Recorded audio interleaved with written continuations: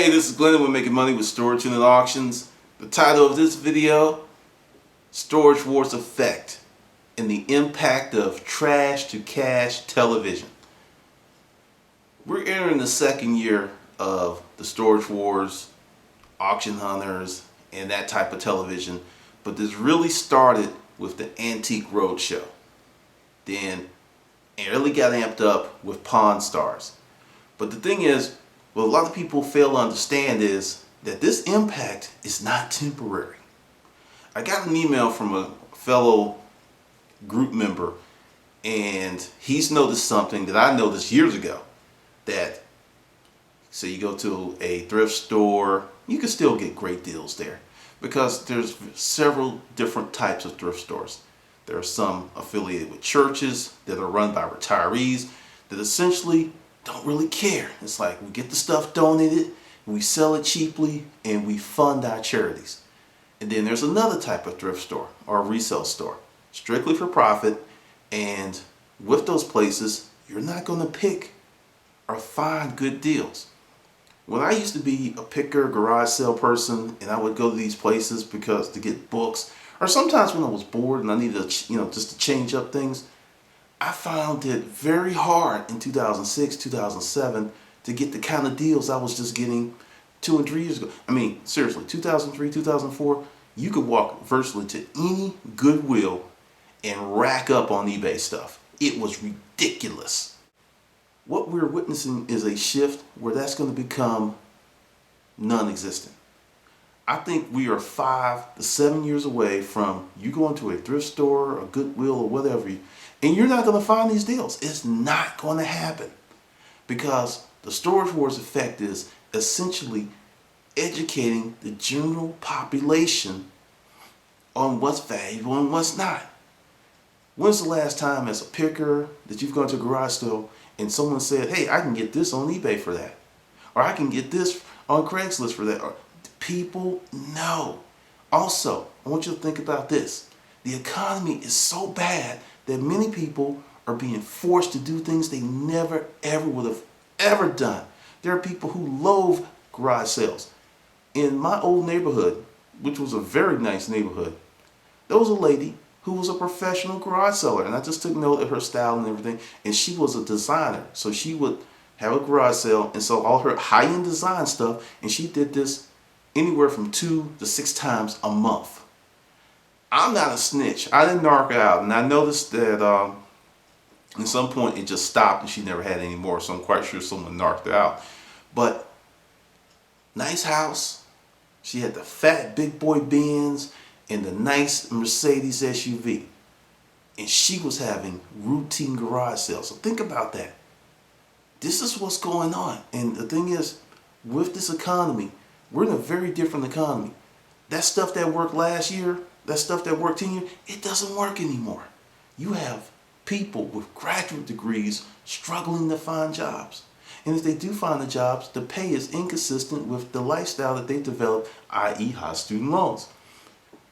Well, the thing is, with this new emerging awareness of the value of a figurine or a piece of metal or a leather, that more and more people are going to say, hey, maybe I need to sell this myself. What's the venue? Because what I call a trash to cash television effect is, in 7 years, everybody that has anything of value, they're not going to resell it to you, the resale merchant. It's not going to happen. These are going to be big, big businesses. People who have the ability to buy a complete estate. People who have the ability to smooth. Because understand, there's always going to be a deal. Make no mistake about that. There's always going to be a deal. But the problem is, the deals right now are literally like leaves on the ground. You just, there's a deal, there's a deal, there's a deal. That's about to disappear.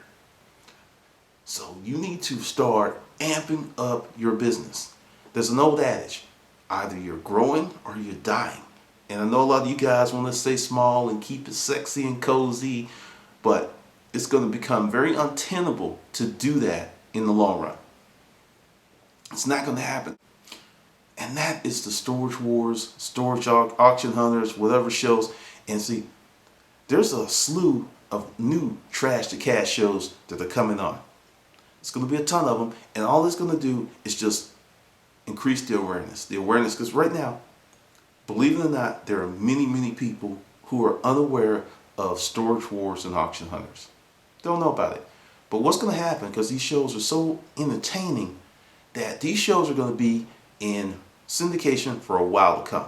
So once they're finished with their regular run, which I estimate they've got another 2 to 3 years where this show is going to be coming on every week. Just let you know. After that, it's going to go into the syndication and reruns. And if you know how marketing and awareness happens, there are people 3 years from now who never saw any of the new shows. They're going to see those reruns and they're going to go, wow. And it's just going to perpetuate this cycle of awareness. So this is the thing, my friends. If you want to be a resale professional, really amp on the word professional, because it's going to be very hard for the casual kicker. Now there's going to be certain parts of the country where you'll be able to pick storage auctions, do all this stuff all day long, because there's not a huge population.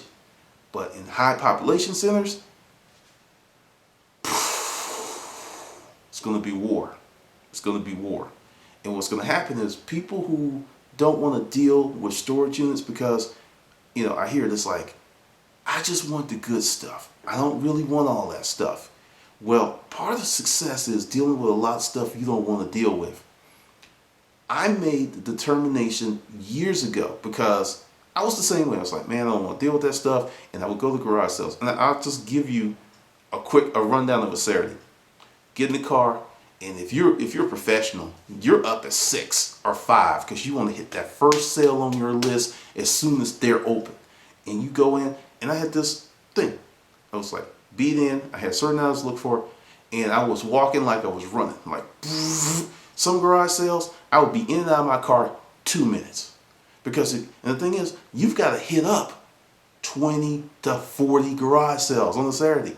So you can't dilly-dally and, a whole bunch of chit-chat. You could be missing out. So you run that, and I would buy stuff, and I would get books, and I would get any little knickknacks, and it was good.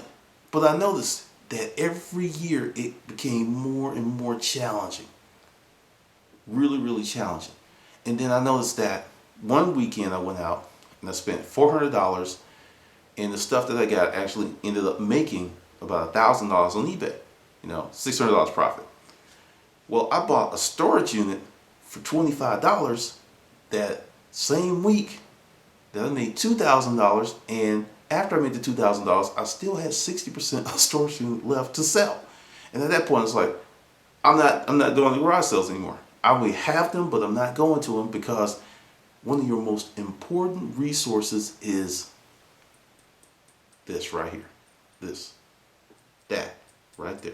That's your most important resource. We only get 24 hours in a day. No more, no less. So what you do with those 24 hours is particularly important. And when I left that, because, I sense from the comments and some of the emails I get that a lot of you are half immersed and you're kind of like, I don't know, and I don't want to deal with that. I was there. I understand how you feel. But check this out.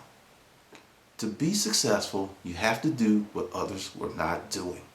And know that the human nature, the base human nature, is one of laziness. One of, I don't want to extend a lot of effort. Give me as much. That's how people get suckered into scams. Oh, well, let me get this straight. I'm going to give you $1,000 and I'm going to make 100,000. I'm in. Unrealistic as that is, they're in. And it happens every day. So this is just my predictions, that all the stuff, looking and picking, and I think that's why a lot of pickers have really amped up their storage auction attendance, because say you have a job, you go out every weekend, and also if you're a picker that goes to flea markets, then it gets really interesting. So you pick one weekend, you go out one weekend. You pick one weekend, you go to the flea market, because a lot of items that you get are not going to do well on eBay. And let's talk about eBay.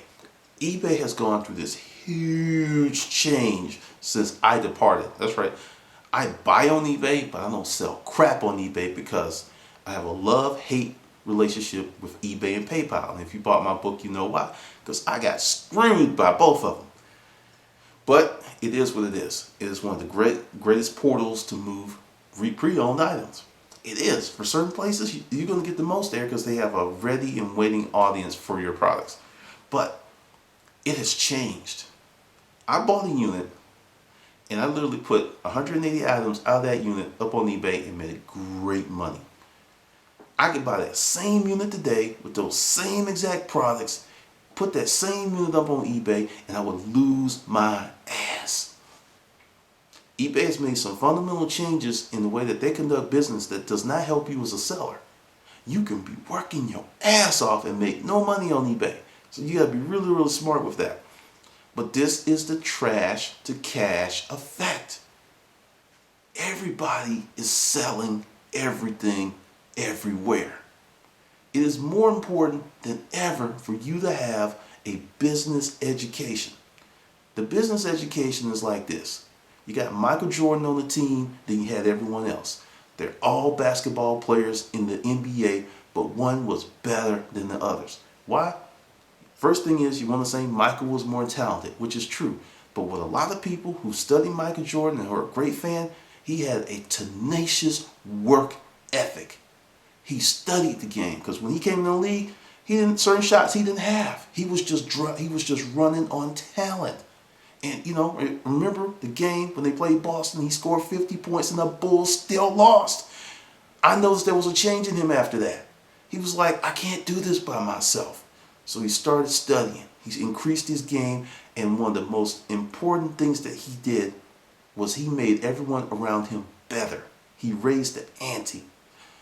So when you get your business education, you're going to have to spend some money, and you're going to have to study, take those lessons, and apply them to your business, because I have a subscription to Inc. magazine, and every month, invariably, I find something in there that helps my business. I have paid for my education in more ways than one. This whole business that you're going to get this education and not pay for it, it's not happening. Either you're going to pay by screwing up and wasting thousands to tens of thousands, or in some cases, millions of dollars. There are people out there on this planet who have a $1 billion business education because that's how much money they lost in the course of business. That's part of the game. It all matters. There's no such thing like this doesn't matter. No, it all matters. My business education cost me $695,000. That's a very expensive education. And you know what? I'm glad I paid the cost because it gave me the skills. And see, this is the thing. When you pay for your education, blood, sweat, tears, and money, it sticks. It sticks with you. You don't get to a point where, seriously, I said in the other video, I was able to take this business education and actually turn it into other things. Because see, this is the thing. Once you get your base business education, the sky's the limit. You can do this business, you can do that business, because there are certain things that just don't change when you're conducting business. They don't. There's customer service, there's customer acquisition, there's sales, there's marketing, there's the ideal that you're selling. It's creating better. There's so many things that just don't change. And if you do these things better than your competition, you will make more money. Some people are brilliant. Some people will never have to crack a book, never have to read anything, and they're just gonna get it. And they're gonna make tons of money. I think that is like a very small percentage, because it wasn't me.